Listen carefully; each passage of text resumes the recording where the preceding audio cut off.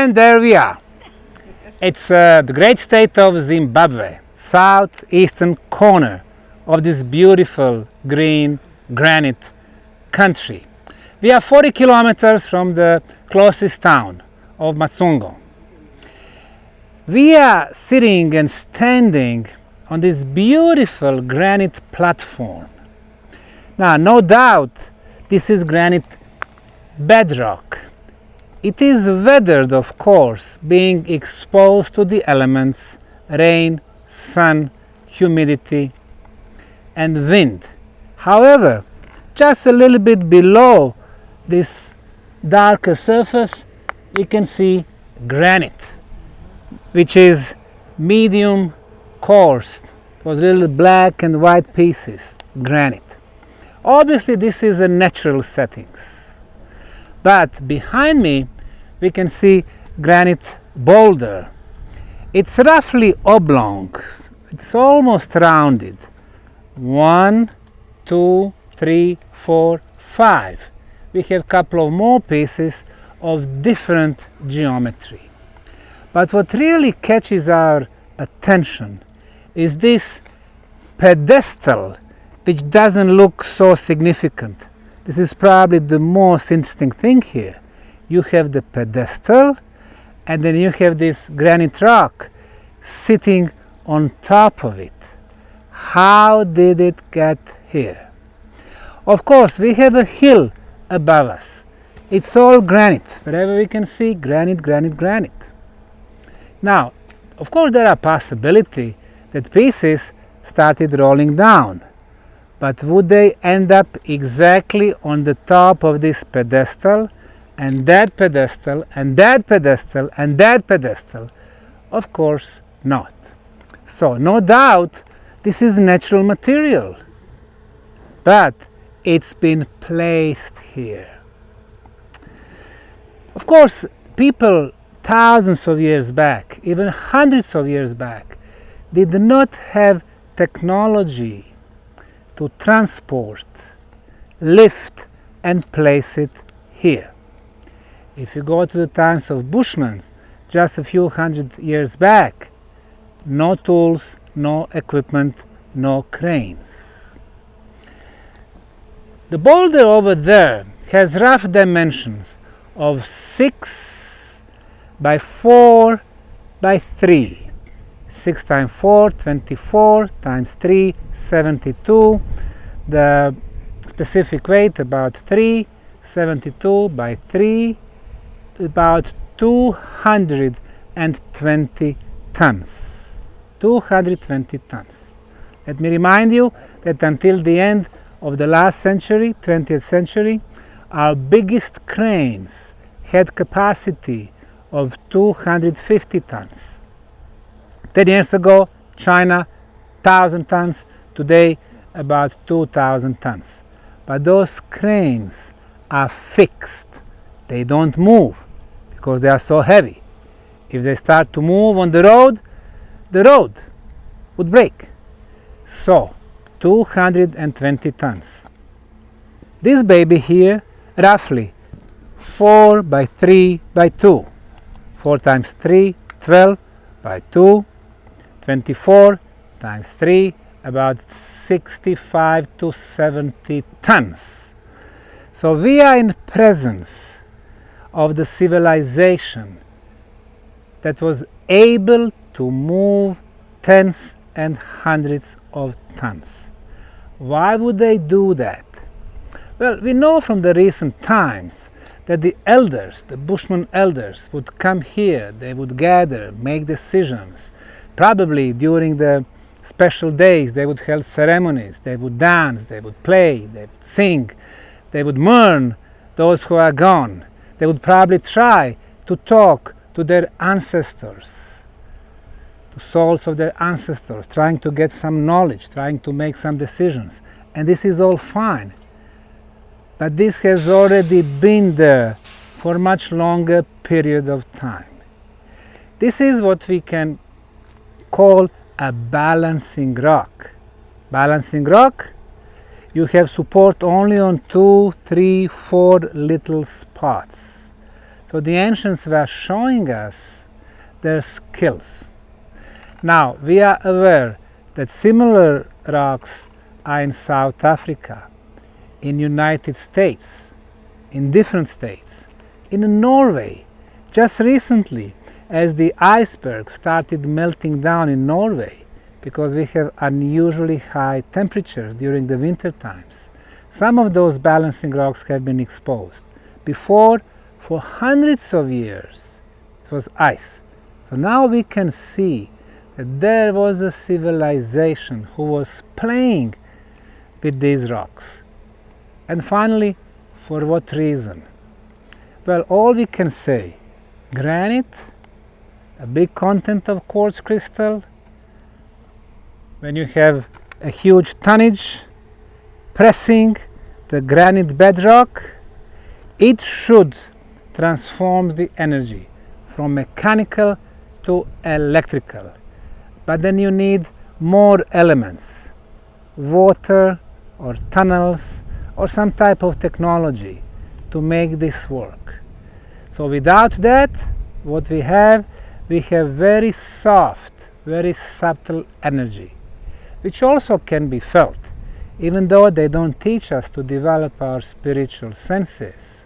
Once we close our eyes and relax, open our hands, we can feel the tingling in our fingers. We can feel the movement of the energy. Of course, that was not the primary purpose, but this is what we can feel today. So we are at the place of forgotten technology, the age before our time, the builders that we know nothing about, or how they did it. So it raises questions, and even though we cannot get all the answers, we are in presence of something that does not fit our traditional view of history. Thank you.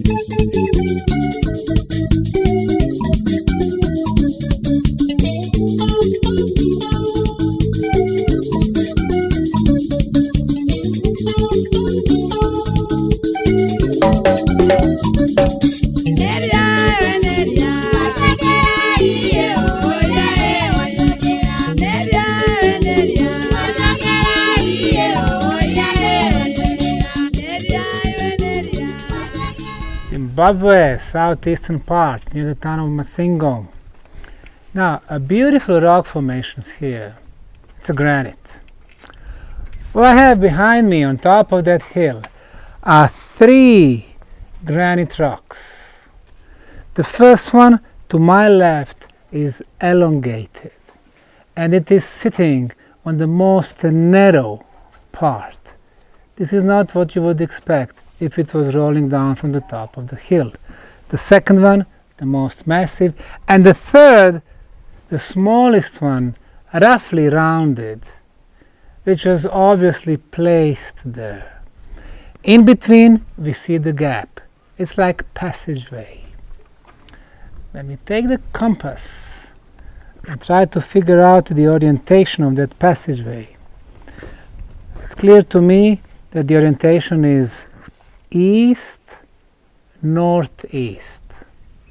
Now, having in mind that we are in southern hemisphere, is the same thing if we were at the north, but it would be showing east southeast. What does that mean? That is the sunrise during the summer solstice. In the northern hemisphere, June 21st, here in the south, half a year later. So if you're standing on that line, you can see the sunlight coming. Now, it makes one wonder, why would somebody place those 3 huge granite boulders in such a way to receive the sunlight during the summer solstice? Of course, it is the most important day for the ancients, but why would they go through so much trouble? Today we can hear from both independent and conventional researchers that they had a message for us. I don't think so. We are just one of the future civilizations that comes to the surface of this planet. They were doing that for themselves. They did have certain practical use. So we can see the astronomical features all around us. And if we go a little bit down, we can see the rounded granite boulders, a balancing rock sitting at the edge of the granite surface. How many such granite installations around us in Zimbabwe? Dozens? Hundreds? Somebody was playing with the multi-tonnage, like with what we play today with the much smaller pieces. They had abilities, they had the knowledge, they were looking at the sky.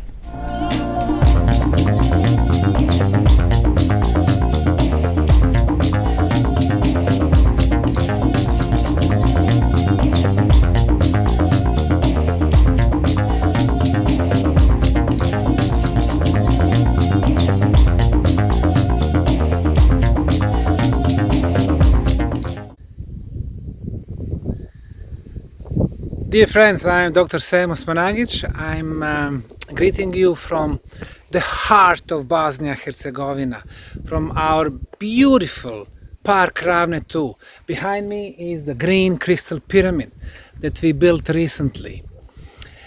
Coming to this park is free of charge. We don't charge entrance fee. Parking is for free. All the installations are for free. We recently made a beautiful hiking trail, spent a lot of money, and we have given it for free to the public. We show that there are different concepts. It's not always about the money. In our case, it is about the humanity. I ask you to give us a little support. Subscribe to our YouTube TV channel. It is for free also. And you're gonna have a content which we update and refresh every few days. new documentaries, new movies, news from the Bosnian Valley of the Pyramids. Thank you very much, and I hope to see you here soon.